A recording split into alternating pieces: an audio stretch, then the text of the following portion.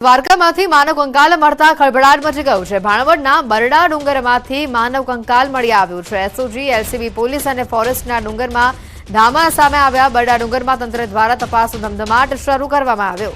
કંકાલને લઈને એફએસએલ ટીમની મદદ લેવામાં આવશે। બરડા ડુંગર વિસ્તારમાં અવરજવર પર હાલ રોક લગાવવામાં આવી હોવાની માહિતી સામે આવી છે। કેટલા સમય જૂનું છે માનવ કંકાલ તેને લઈને પણ તપાસ કરવામાં આવશે। કોનું છે તેને લઈને પણ તપાસ કરવામાં આવશે। વધુ માહિતી મેળવીશું। મુકુંદ જોડાઈ ચૂક્યા છે ફોન લાઈન પર સંવાદદાતા મુકુંદ। જે રીતે આ માનવ કંકાલને લઈને વિગતો આવી રહી છે, કોનું છે, કેટલા સમય જૂનું છે આ માનવ કંકાલ તેને લઈને કોઈ માહિતી આવી છે સામે?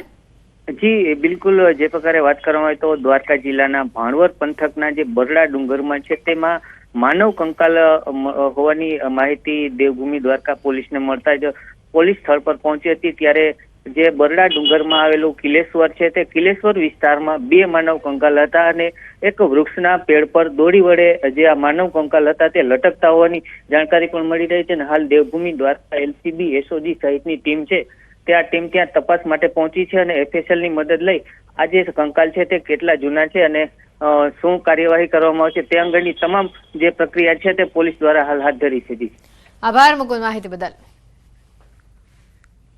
રાજ્યમાં વધુ એક તબીબ પર યમદૂત બનવાનો આરોપ લાગ્યો છે। સુરેન્દ્રનગરના થાનમાં સરકારી આરોગ્ય કેન્દ્રમાં તબીબની બેદરકારીના કારણે મહિલાનો જીવ ગયો।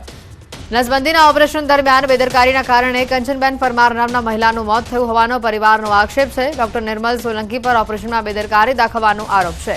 મહિલાનું મોત નિપજતા પરિવારમાં શોકની લાગણી ફેલાઈ છે। પરિજનો અને સ્થાનિક આગેવાનોએ બેદરકારી દાખવનાર તબીબ સામે કડકમાં કડક પગલાં લેવાની માંગ કરી છે। આ મામલે થાન પોલીસ મથકે ફરિયાદ દાખલ કરવામાં આવી છે। જોકે પીએમ રિપોર્ટ બાદ મોતનું સાચું કારણ બહાર આવ્યા બાદ પોલીસ આગળની કાર્યવાહી હાથ ધરશે।